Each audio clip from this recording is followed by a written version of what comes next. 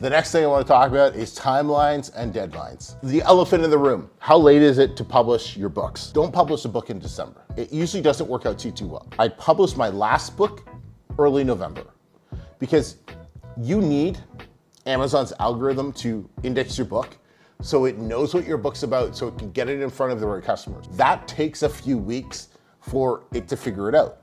It's also gonna take a few weeks for your book to get ranked, right? It also takes a few weeks for you to get reviews, right? Now, on the flip side of things, you could be like, well, there's so much extra traffic, plus I have the honeymoon period. You really gotta kind of play this right. So I typically, and this is just me, there might be other people have different strategies. I typically won't publish a new book no later than like second, third week, November max, right? Ideally, end of October, right? So you can just focus on, okay, I got my products up. Now it's just 100% on marketing and advertising. And that's it. That's all you really want to be focused on. So you can maximize sales. You can maximize the amount of traffic that is on Amazon. Now, there's always going to be little caveats, right? For example, those of you who are in the health and fitness niche, when is your holiday season? Your holiday season is not in December. Hell no. We all get fat in December. Ain't nobody trying to work out in December. We're all trying to work out in January and February, right? So if you're in the fitness niche, or if you're in the dieting niche or any of that, save your advertising dollars for the holidays. And